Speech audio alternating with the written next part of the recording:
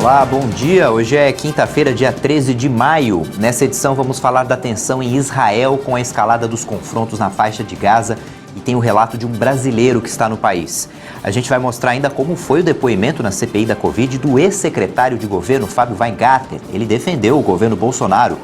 O Brasil voltou a registrar média abaixo de 2.000 mortes por Covid-19, média diária de mortes. E a gente mostra ainda quem são os atletas mais bem pagos no planeta. A Tunísia, a Noruega e a China solicitaram uma reunião de urgência do Conselho de Segurança da ONU para mediar o confronto entre israelenses e palestinos. O desejo dos países é que o encontro seja público e conte com a participação dos dois lados em confronto. O Conselho já realizou 2 videoconferências a portas fechadas, nas quais os Estados Unidos, aliados próximos de Israel, se opuseram à adoção de uma declaração conjunta que, segundo os americanos, não ajudaria a desescalar a tensão na região. Pelo menos 70 pessoas morreram nos confrontos. O movimento islamita Hamas anunciou uma salva de 130 foguetes contra o território israelense. De acordo com o exército de Israel, cerca de 1.500 foguetes foram lançados na faixa de Gaza contra diferentes cidades do país desde o início da escalada militar. O movimento armado palestino advertiu que o novo ataque foi uma resposta à destruição do edifício de cerca de 10 andares em Gaza, que abrigava os escritórios de uma emissora de TV local.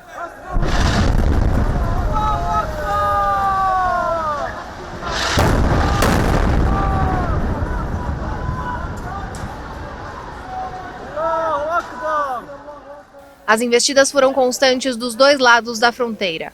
Na faixa de Gaza, morreram 65 pessoas, 16 delas eram crianças. Do lado israelense foram reportadas ao menos 7 vítimas fatais, incluindo um menino de 6 anos, após a explosão de um projétil em Sderot. O secretário de Estado americano, Antony Blinken, anunciou que teve uma conversa com o presidente da autoridade palestina, Mahmoud Abbas, no qual pediu o fim do lançamento de foguetes da faixa de Gaza contra Israel. De acordo com o chefe da diplomacia dos Estados Unidos, tanto israelenses quanto palestinos merecem liberdade, dignidade, segurança e prosperidade. Este foi o primeiro contato de alto nível entre o governo do presidente Joe Biden e os palestinos. Para quem vive em Israel, a situação tensa entre o país e os palestinos na região de Gaza preocupa, principalmente depois dos ataques aéreos israelenses e da resposta do Hamas. Nossa reportagem conversou com um brasileiro que mora no país hebreu. Em meio às hostilidades mais intensas da região desde 2014, a população israelense está preocupada com a escalada de violência. Dezenas de pessoas já foram mortas e não há, por enquanto, indícios de um cessar-fogo. O brasileiro Tarcísio Freitas mora em Israel, onde está fazendo mestrado em arqueologia. Ele contou para a nossa equipe como está a situação no país. Bom, o confronto aqui em Israel ele não é recente, mas alguns acontecimentos recentes provocaram a tensão que a gente está vivendo aqui nesses últimos dias. Um deles é que começou um grupo de árabes agredindo alguns judeus e colocando imagens nas redes sociais. Isso gerou uma revolta, uma resposta. Um grupo mais extremista dos judeus saiu também agredindo os árabes e a polícia interviu em ambos os casos. Há árabes e judeus na polícia de Israel, né? A população israelense é formada por ambos os povos. Depois, por conta do Ramadã, muitos árabes têm vindo a Jerusalém também, e ali na região da entrada do bairro árabe, no portão de Damasco, outros confrontos aconteceram posteriormente no Monte do Templo também, porque muitos estavam indo com pedras ali, arremessando pedras em direção ao muro, onde os judeus fazem as suas orações, e também contra a polícia. Então, muitas imagens percorreram ali da mesquita, da região ali onde aconteceu toda essa tensão. Isso tem provocado uma ação de Gaza, né, do Hamas, que tem lançado muitos mísseis em direção de Israel, inclusive Jerusalém. Ontem à noite, contra Tel Aviv, foram mais de 1.000 mísseis em menos de 2 dias, e agora Israel começa a responder também na região de Gaza contra essas ações do Hamas. Tarcísio Freitas falou também sobre como está a rotina da população diante de todo esse clima hostil na região de Gaza. Então, assim, como tem sido a nossa rotina? É muito incrível ver como o povo aqui reage a isto. Há sim uma prudência, há um alerta, mas não há um desespero. As pessoas ficam cientes de tudo que está acontecendo.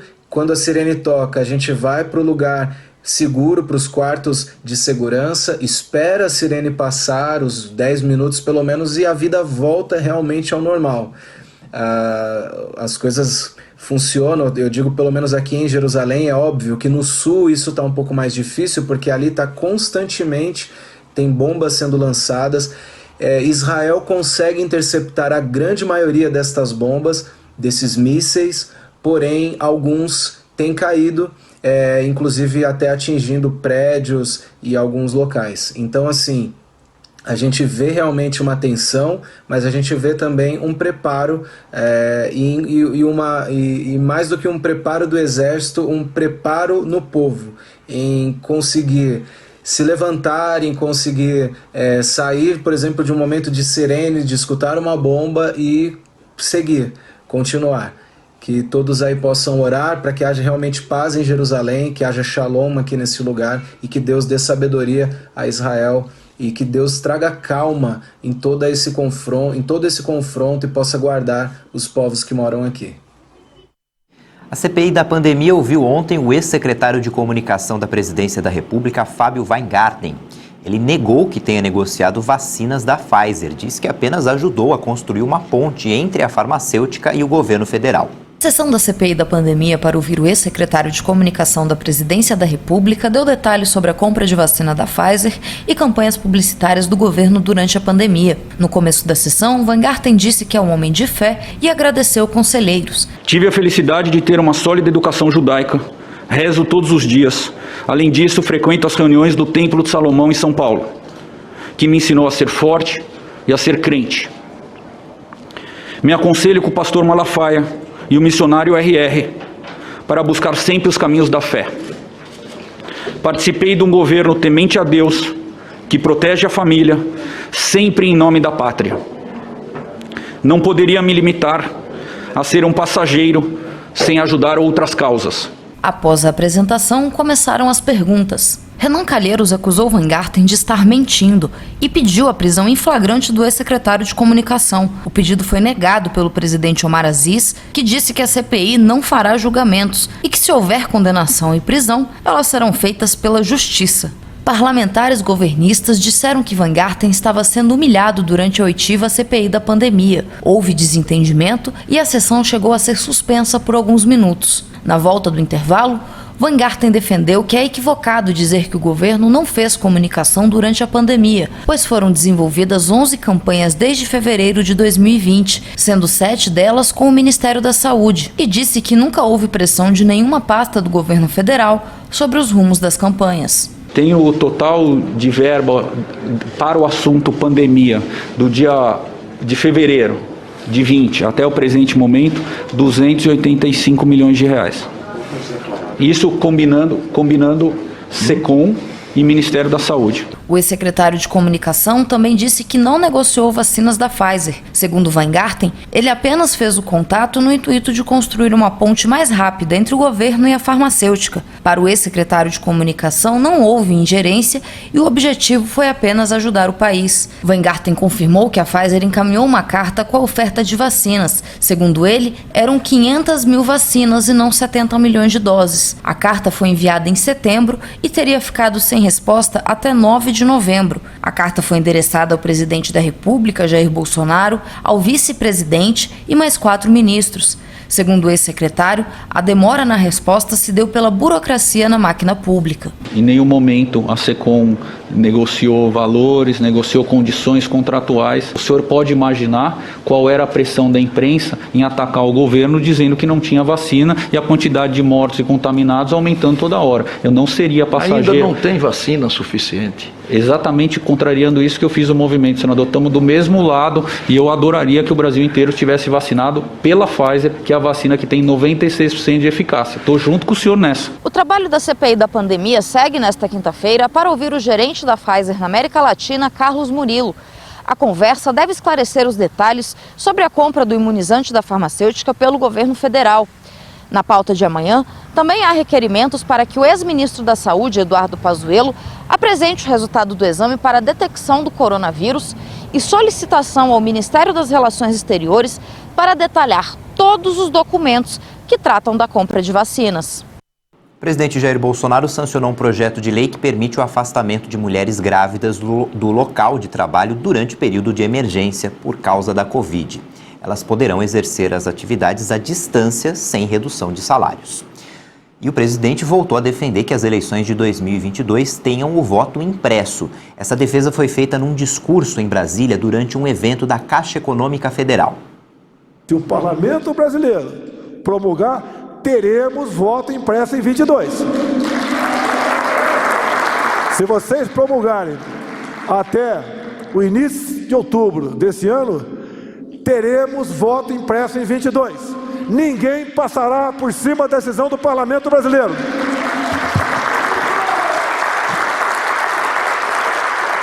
Chega de sermos atropelados.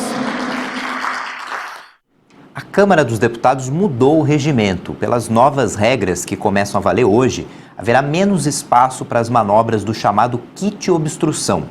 A principal mudança é o fim do limite de tempo de uma sessão, que poderá ser agora prorrogada pelo presidente da Câmara sempre que houver necessidade. Antes, cada sessão de votação teria no máximo 6 horas de duração. A mudança está no regimento, a mudança no regimento está sendo apontada como um obstáculo aos partidos da oposição. E a Câmara dos Deputados aprovou ontem o projeto de lei que cria regras contra o superendividamento dos consumidores, proíbe práticas consideradas enganosas e prevê audiências de negociação. A matéria é de autoria do então senador José Sarney. Como foi modificada pelos deputados, o texto vai retornar para a análise dos senadores. Depois do intervalo, a gente atualiza os dados da Covid no Brasil e no mundo e você vai ver também a lista dos atletas mais bem pagos do mundo, com um brasileiro entre os 10 primeiros. Até já!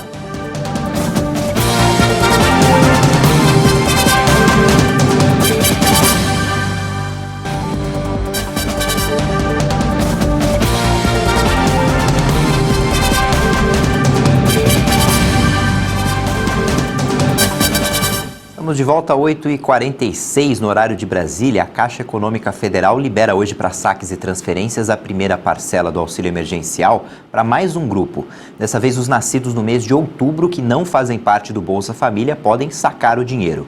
A segunda parcela do auxílio para esse mesmo grupo está prevista para o próximo dia 11 de junho. O Brasil já registrou mais de 428 mil vítimas da Covid-19. A média móvel de mortes é a menor desde 15 de março. Mais 2.494 mortes pela Covid foram confirmadas no Brasil em 24 horas. Segundo o Ministério da Saúde, o número de vítimas já é de 428.034. Em um dia também foram registrados mais 76.692 novos casos de coronavírus. O total de diagnósticos positivos já passa de 15.359.000. A média móvel de mortes nos últimos 7 dias ficou abaixo de 2.000 pelo segundo dia seguido, com 1.948 vítimas. Esse é o patamar mais baixo desde 15 de março, quando a curva chegou a 1.841 mortes. Já a média de novos casos está em 61.316 diagnósticos diários. No mapa por estados, podemos verificar que novamente nenhum estado apresentou tendência de alta nas mortes. Em estabilidade estão 7 estados: Bahia, Maranhão, Paraíba, Piauí, Rio de Janeiro, Roraima e Sergipe. E 20 unidades da federação aparecem com queda: Acre, Alagoas, Amapá, Amazonas, Ceará, Distrito Federal, Espírito Santo, Goiás, Mato Grosso do Sul, Minas Gerais, Pará, Paraná, Pernambuco, Rio Grande do Norte, Rio Grande do Sul, Rondônia, Santa Catarina, São Paulo e Tocantins. Falamos de casos e mortes, vamos falar agora de vacinas. O Brasil já aplicou mais de 55.907.000 doses das 3 vacinas usadas aqui no país contra a Covid. Segundo o Ministério da Saúde e as secretarias estaduais de saúde, 37.233.000 brasileiros foram vacinados com a primeira dose, 17,58% da população, e 18.663.000 pessoas receberam a segunda dose. De um dia para o outro, foram aplicadas mais de 973 mil doses de vacinas da Pfizer, Coronavac e AstraZeneca. Os estados que mais vacinaram a população, as populações proporcionalmente, são Mato Grosso do Sul, Rio Grande do Sul e o estado de São Paulo. O balanço da Universidade Johns Hopkins aponta que o mundo todo já tem 160 milhões e meio de casos confirmados de Covid, contando desde o início da pandemia. Já são 3.332.000 mortes até agora. Um estudo conduzido pelo Ministério da Saúde da Indonésia concluiu que a Coronavac, a vacina do laboratório chinês Sinovac, usada, aliás, aqui no Brasil, foi 98% eficaz na prevenção de mortes e 96% na prevenção da hospitalização entre os profissionais da saúde. O estudo analisou dados de mais de 120 mil profissionais que receberam a vacina entre janeiro e março desse ano. De volta aqui ao Brasil, o Supremo Tribunal Federal acabou com o prazo extra nas patentes. A medida atinge principalmente a indústria de medicamentos. Dos 11 ministros do STF, 8 votaram e decidiram que a prorrogação é inconstitucional. A decisão terá efeito imediato sobre 74 medicamentos para o tratamento de câncer, diabetes e hepatite. Atualmente, segundo o Instituto Nacional de Pesquisa Intelectual, o Brasil tem quase 31 mil patentes valendo com extensão de prazo. 3.500 que são da área farmacêutica perderam o prazo extra. A lei de patentes concede o prazo de 20 anos de monopólio ao dono sobre a invenção, a partir do momento em que o pedido é feito ao INPE, impedindo que outras pessoas reproduzam ou comercializem o produto. Ou prazo de 15 anos quando se trata do chamado modelo de utilidade, ou seja, quando o produto já existia, mas foi melhorado. Mas, a partir de agora, a extensão de prazo não poderá ser concedida, se a patente tenha sido alvo de ação judicial. A montadora Ford fechou o acordo para demitir cerca de 5 mil funcionários de Camaçari, na Bahia. A empresa vai pagar, além das rescisões, uma indenização de, no mínimo, R$130 mil a cada um. Além disso, a Ford vai manter o plano de saúde por mais 6 meses e vai abrir um programa de especialização aos interessados. Atualmente, em Camaçari, estão sendo fabricadas apenas peças de reposição. A Ford vai suspender definitivamente a produção em julho. A União Europeia está mais otimista com relação ao crescimento econômico da zona do euro para esse ano e o ano que vem. O otimismo se deve ao avanço das campanhas de vacinação contra a Covid-19. Há um ano apresentávamos previsões muito negativas. Hoje, pela primeira vez desde o começo da pandemia, vemos o otimismo prevalecer. A incerteza ainda está lá e nunca devemos esquecer isso. Mas a recuperação não é uma miragem, ela está em andamento. Em suas novas projeções econômicas, a comissão projeta um crescimento do PIB de 4,3% para 2021, contra uma expectativa de 3,8% anunciada em fevereiro. Para 2022, a comissão havia previsto também em fevereiro um crescimento de 3,8% e agora reajustou a expectativa para 4,4%. Gentiloni ressaltou que manter o ritmo forte das vacinações na União Europeia será crucial para a saúde dos cidadãos e das economias. No caso da Espanha, país que em 2020 sofreu uma grande queda de 10,8%, a comissão prevê um crescimento de 5,9% este ano e um forte avanço de 6,8% em 2022. Já em relação a Portugal, a comissão projeta para 2021 um crescimento do PIB da ordem de 3,9%, que deve subir para 5,1% no próximo ano. Em 2020, a economia da eurozona apresentou uma retração de 6,6%. Hoje a capital paulista amanheceu com chuviscos e chuva forte em algumas regiões e a previsão é de que as temperaturas não passem dos 20 graus aqui em São Paulo e também na região sul do país. Vamos ver como é que fica o tempo em todo o Brasil. Por causa do avanço da frente fria do sul para o sudeste, o tempo vai ficar instável em algumas áreas da região nesta quinta-feira. A capital paulista vai ter um dia de muita nebulosidade com chuviscos ao longo do dia. Há risco de chuva forte na madrugada desta quinta-feira no Rio de Janeiro e as pancadas vão se concentrar até o amanhecer. No decorrer do dia, o tempo fica instável por várias áreas do estado. A circulação de ventos vai deixar o tempo bem carregado na faixa leste do Nordeste. Há risco de temporais entre Recife, João Pessoa e Natal nesta quinta-feira. Em Aracaju, as pancadas vão se concentrar entre a tarde e a noite. As instabilidades vão seguir atuando por toda a faixa norte do Nordeste e norte do Brasil.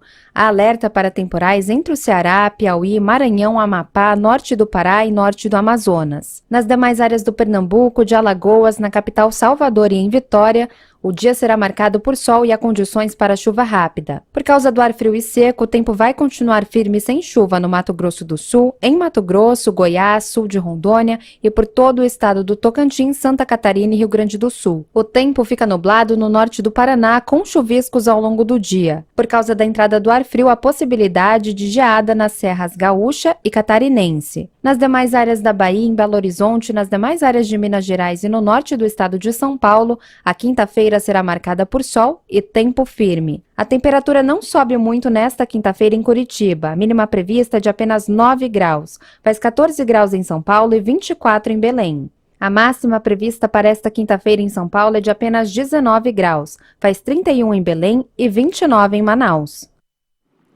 Neymar é o único brasileiro na lista dos 10 atletas mais bem pagos do mundo, lista divulgada pela revista Forbes. Os valores que você vai ver na reportagem já foram convertidos para o real. O lutador de MMA Conor McGregor está no topo do ranking. Em 12 meses, ganhou 954 milhões de reais. O jogador Messi do Barcelona da Espanha aparece em segundo, com 689 milhões. Cristiano Ronaldo da Juventus da Itália é o terceiro colocado com 636 milhões. O rendimento do jogador de futebol americano Dak Prescott foi de 569 milhões e 750 mil reais. Um dos jogadores do basquete americano mais famosos, LeBron James, recebeu 511 milhões e 411 mil reais. O quinto da lista da Forbes é Neymar do PSG da França. Ele recebeu 503 milhões e meio de reais.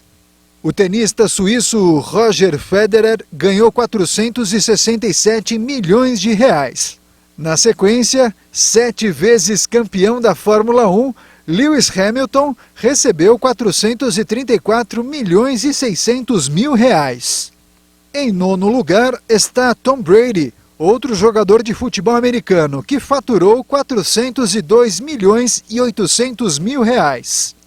E fechando a lista, Kevin Durant, do time de basquete do Brooklyn Nets, com 397 milhões e meio de reais. Ontem, pela Libertadores, o São Paulo foi ao Uruguai com o time com reservas e empatou em 1-1 com o Rentistas. O tricolor é o líder do grupo com 8 pontos conquistados, é o mesmo número de pontos do Racing da Argentina, o segundo colocado. No Maracanã, o Fluminense derrotou o Independiente Santa Fé da Colômbia por 2-1 e se isolou na liderança do grupo D. Na próxima rodada, o Fluminense vai enfrentar o Júnior Barranquilla, de novo no Maracanã, e o empate já classifica o time carioca para as oitavas de final. A gente fica por aqui, já tem outras informações às 10 da manhã no horário de Brasília e no YouTube você pode rever as nossas reportagens. Tchau, bom dia.